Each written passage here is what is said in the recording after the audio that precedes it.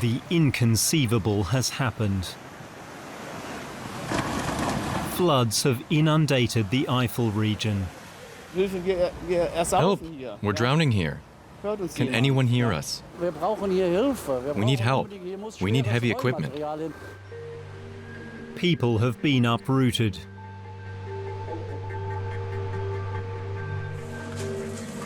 This is just chaos.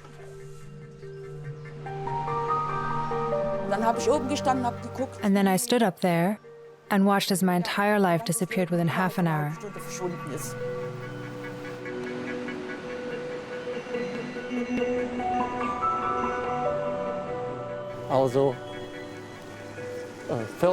It pains me to say this, but things will never be the same again.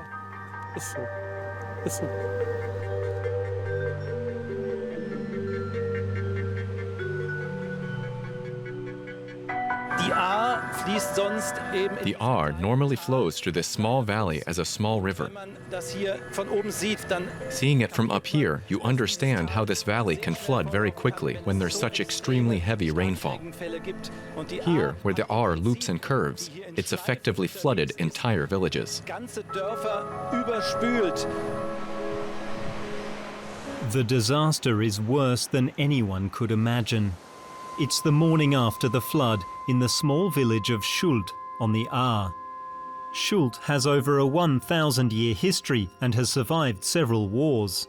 Now it's been devastated by weather, largely swept away by the flood. What remains is rubble and fear.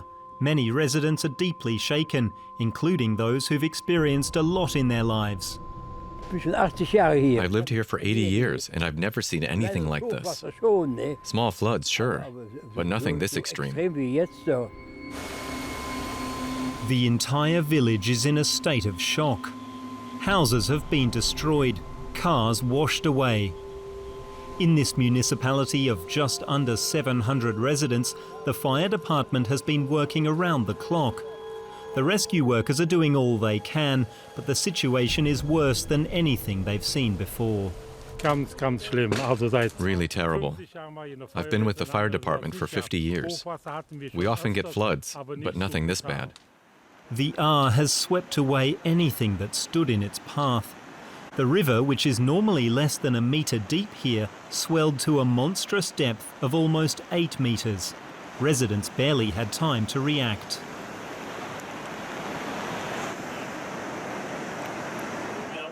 It happened so quickly. We were glad we could get out of the house. We were able to carry a few things up to the first floor. Our neighbor lives a bit higher up, and he gave us shelter for the night. We heard loud bangs. That was the gas tanks. It's just awful. Look here behind us. There used to be 2 houses standing there. You can see how many houses have been destroyed. We have no idea what will happen. The flood destroyed houses, streets, and a sense of security. All of that simply washed away. The local mayor says that despite the many precautions taken by the fire department, the village simply couldn't be protected. When a flood this size comes this quickly, there's nothing they can do. They can put out a fire, but water is a force to be reckoned with. Everything was washed away. The community hall we just finished renovating is gone. Everything is gone. 6 houses were swept away. Many buildings remain standing, but it's unclear how safe they are. This really pulls the rug out from under you. A river that's normally 60 centimeters deep, swelling to 8 meters within a few hours. That's extreme. What caused the flooding? We meet with geographer and meteorologist Martin Good. He's been studying extreme weather conditions for decades. There was a low-pressure system which was basically stationary. What happens in these systems is that there's a battle between warm and cold. The warm air is like the energy mass because it's where moisture is held. The cold air acts like a trigger. The warm air effectively loses the battle because it has to rise, and to do so it needs to expel weight in the form of precipitation. And unfortunately, it did this continuously over one region, parts of Rhineland-Palatinate and North Rhine-Westphalia, and in never-before-seen volumes.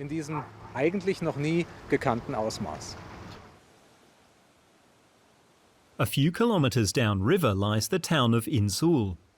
The Ahr struck with full force here too.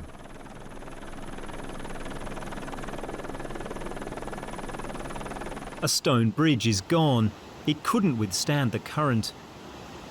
The Stollenwerk family are clearing their house and yard, although they know they may not be able to save their home. Heating oil leaked in the basement. The unexpected flood has left them devastated. Where do you put all of this stuff? Our house stinks of heating oil because we have oil tanks. You can't breathe. There's oil everywhere outside. My car is ruined. Thank God he drove his out, so it still works. But this is just chaos. These images from Ahrweiler show the force with which the Ahr River swept through the valley. Vehicles bobbing in the floodwater. The consequences were devastating. At the time of filming, the flood has left more than 90 people dead in the Ahrweiler district alone, with many more still missing. Infrastructure has collapsed. In many areas, power supplies and phone connections remain disrupted. There's no drinking water. Emergency services are having a hard time reaching people. Often, they put their own lives at risk. These firefighters managed to escape just in time. Michael Lang posted a video of what he saw online. People, you have no idea what happened here in the Ahr Valley. I'm not sure you can see it, but down there is the building I've been renovating for half a year. The building right next door, that's half gone. The family are sitting on the roof waiting for help. If we look at the shape of the valleys, we see that they are V-shaped with a flattened base. They were created over hundreds or thousands of years by water. The shapes had to be formed by something, and usually that something was a catastrophic flood. It wasn't gradual erosion by a calm, steadily flowing river. No, the shaping of the valley and the landfill was caused by catastrophic floods. But we only experienced severe flooding every few hundreds of years. So as cynical as this sounds, that made us forget that we haven't been building in a friendly place for the past decades. We've been living in a sometimes hostile place. This is Bad Neuenahr-Ahrweiler on July 15th. In all, 4 districts in northern Rhineland-Palatinate have declared a state of emergency. Firefighters, as well as volunteers from the federal relief agency THW and other aid organisations, have come from all over Germany to help. Rhineland-Palatinate State Premier Malu Dreyer and Germany's Finance Minister Olaf Scholz also visit the disaster zone to see the damage for themselves and speak to locals. People are still missing. Hopefully, they're with friends or family and managed to flee in time. But right now, we can't exclude the worst-case scenario. There are still people sitting in trees and on roofs. The state will provide 50 million euros in emergency aid for repairing the region's infrastructure. Olaf Scholz promises further financial support from the federal government. We're working together with other ministries to see what kind of support we can provide to the states, districts, and the citizens here and everywhere where the water has destroyed so much, so that we can help them.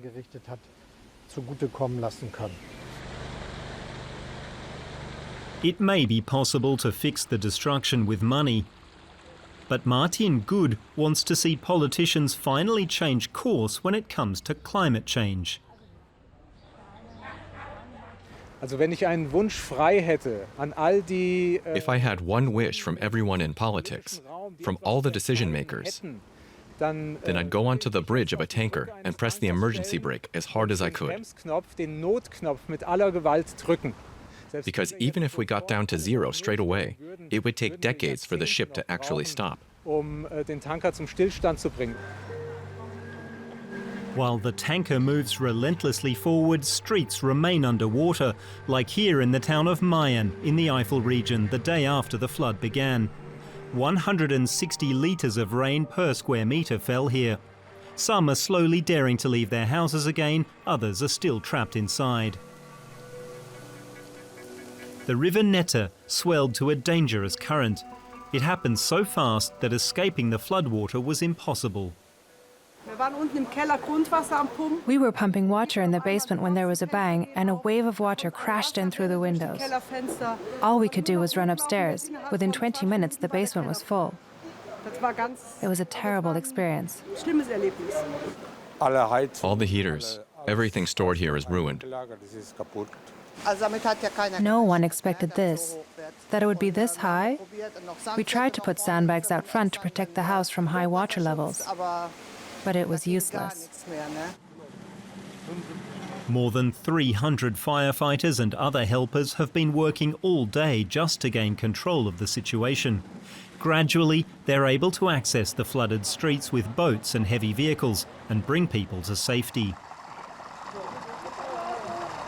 People are completely shaken up because the situation is clearly overwhelming. But they're all very brave, and we're doing all we can to help people. Many people are still stuck in their homes. They've been waiting for help for hours. Alphonse Moore is worried about an elderly relative who lives just 100 meters away. Our aunt lives in the fourth house there. She's 94. Everything's flooded, and the water is up to the stairs. We can't get in. There's nothing we can do for the moment. The water levels have subsided on other streets, leaving behind mud and debris. Several days before the flood, the town distributed sandbags, but in many places the high water levels simply swept over them. Around midday, Alphonse Moore and his son can finally check on their relative. Erika? Hallo? At first, there's no answer. Erika, open the door. But then she appears. She's safe. I'm 95 years old now, but I've never seen anything like this. Her basement is flooded.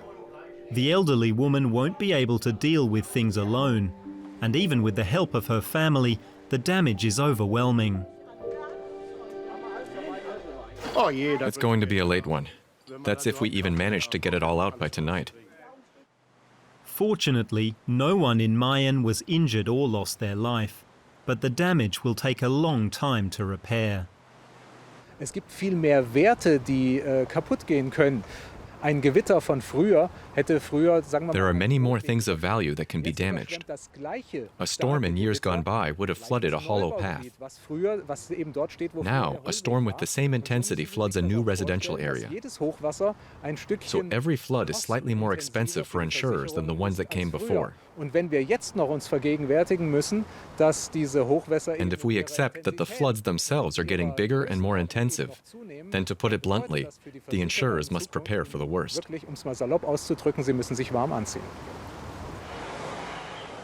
Further south, in Trier-Errang. This is the normally small stream of Schuld in the town centre. Water that's normally about 80 centimetres deep tops 8 metres. The last floods here were in 1946.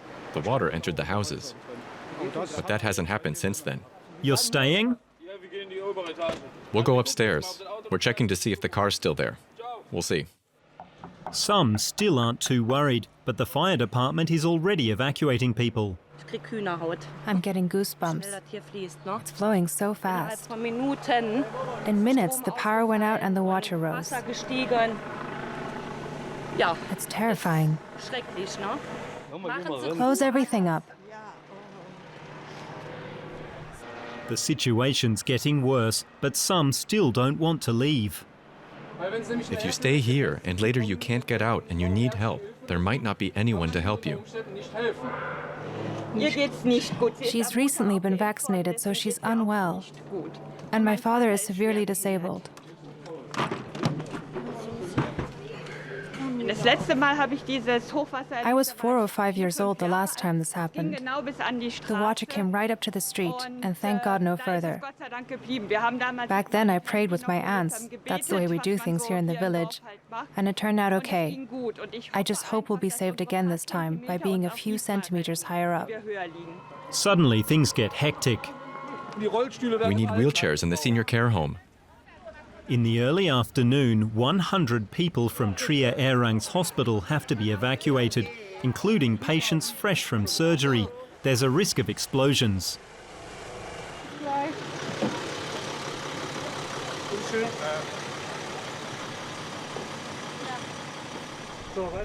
Christel Berger and her husband wait to be taken to an emergency shelter. We're just hoping it won't get worse. But it does get worse. At the end of the day, around 2,000 people from Trier-Errang have to be brought to safety.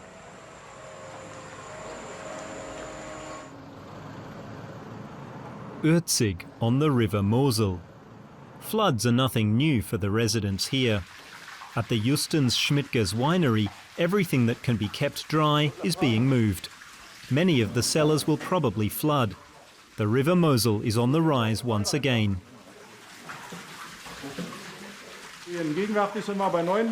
Right now we're at 9 meters. The river's set to rise another meter. That's about this level. It'll flood for sure. We're getting everything out because by this evening it'll be full. Afterwards you have to spend weeks drying things out. That's how it is. A couple of 100 meters further at the Erbers Hen winery. I think we cleared out about 3,000 bottles yesterday, and we removed some walls, so that the bottles aren't floating in the water. Owner Anina Erbers managed to get her wine to safety, but her thoughts are with all those nearby who've been so badly affected. Urzig residents know from experience that after the flood comes a mammoth cleanup, and eventually there'll be yet another flood. In recent decades, I think we've missed the chance to learn to live with nature. We've had this attitude that insurance and technology will save us. Now, once again, a catastrophic flood has shown us that we're at the mercy of nature. It's shown us that nature has the upper hand. Day 2 after the flood. In Sinzig, the water slowly recedes, revealing the extent of the damage. Cars have been tossed around like toys. For many, a pile of debris is all that's left. Most people are scrambling to save whatever was spared by the flood. We survived. That's the main thing. But not everyone in Sinzig was so lucky. As the brown torrent raged here on Wednesday night, it took just minutes to destroy everything in its path. In this street, reports say the water level rose to more than 2 meters with incredible speed.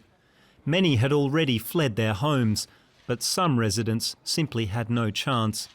In a care facility, 12 disabled people drowned.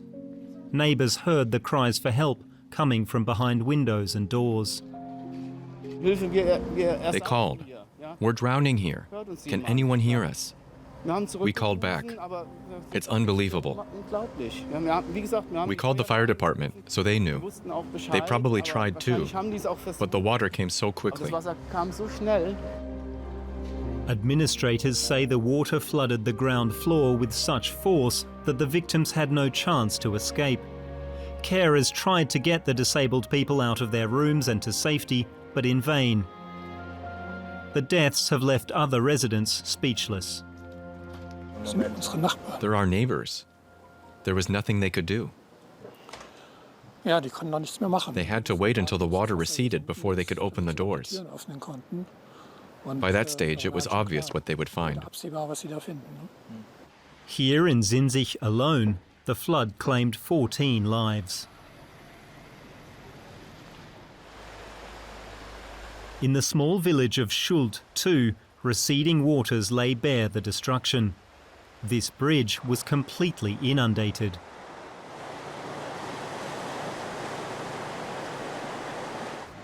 Andrea Römer and her husband live in a timber-framed house in one of the worst affected parts of the village.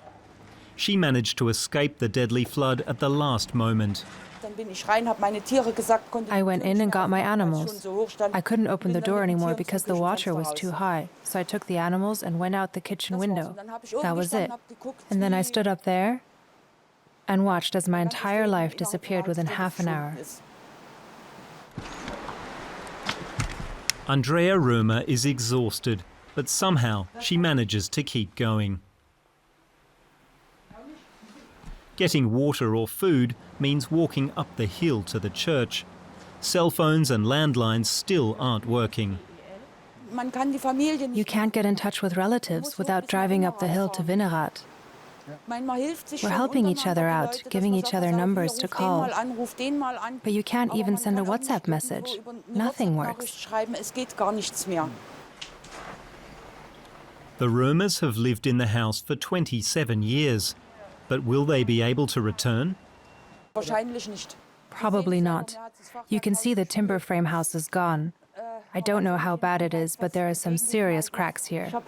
I suspect we won't be able to save it. We don't know. Elsewhere in Schuld, Mayor Helmut Lussi is working tirelessly to help residents. He's had no sleep since Wednesday, and there's a lack of vital resources. We need help. We need heavy equipment so we can get infrastructure back in here. It's going to take more than a couple of days to organize, but we definitely need help. Help is coming from all sorts of places. These young people have come from neighbouring Insel to lend a hand in Schuld, even though their own community was also flooded. There was nothing we could do at home, so we came here. We have family and friends here. They need help. Bishop Stefan Ackermann is lending a different kind of support. He's made the journey here from Trier. I'm a local. What I'm wearing right now is all I have left. And I've been here since Wednesday night.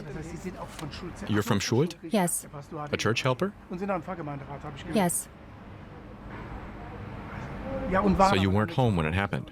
We were evacuated, thank God. You got out in time? It happened very quickly.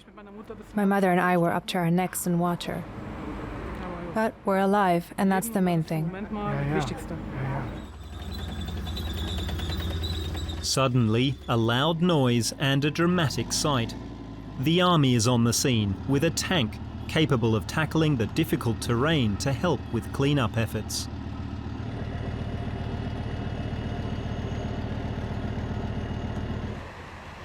The piles of debris are pushed aside, but nobody can reverse what's happened here.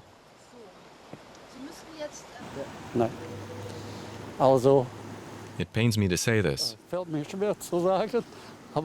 Schuld will never be the same again. That's how it is.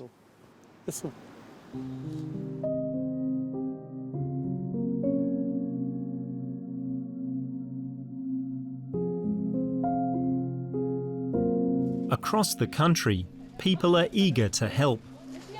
In the town of Nieder-Olm, people are donating clothes, dishes, toys and more. It's all being collected at the fire station to be sent to the Bad Neuenahr-Ahrweiler district. You see pictures on TV and on Facebook. It's terrible. But it's amazing how people are responding. I'm really happy so many people are helping. I can imagine what it would be like if we'd lost our home. It's been just hours since the call for donations. The organizer never expected such a huge response. I'm amazed by how many people are coming together to help. The mayor was here earlier. He was moved to tears when he saw what's happening here right now. We had no idea just how extensive this would be. There were so many donations in Nieder-Olm that by the afternoon the fire department was forced to ask people to stop bringing items. People want to help, but experts point out that aid efforts need to be well organized. Right now, we're still rescuing people there. Roads just aren't passable yet. Yesterday, we had requests from people who wanted to spontaneously drive there and help. We had to tell them that the danger is still too great for them to take that risk. In this northern area of the city of Trier, the water is still a metre or so deep in the streets. In neighbouring Erang, more than 1,000 people were homeless the night before. Many slept in emergency shelters. Those who can safely reach their homes are now allowed to return, like Christel Müller, to survey the damage and collect important documents. She invites us to take a look inside her house. If you don't mind muddy feet. The water came up from the basement and went through here like a torrent. Back there is the garden. Everything's ruined. We made it all so nice, and all of a sudden it's all gone. We'll have to redo so much. That hurts. It's still unclear which buildings are safe and which are not.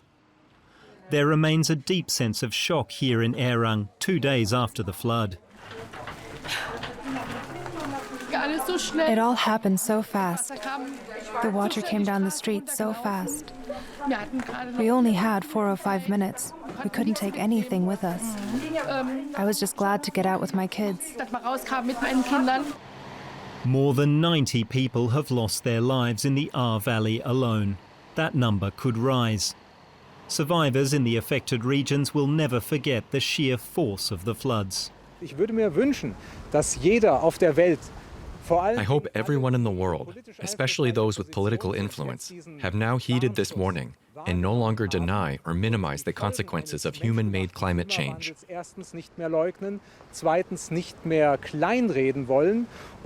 We should all join forces and do everything we can to press the emergency button now, as one. The more climate protection we create right now, the better. In many communities, like here in Insul, the only thing people can do is repair the worst damage and try to move on. But the deep scars caused by this tragedy will remain.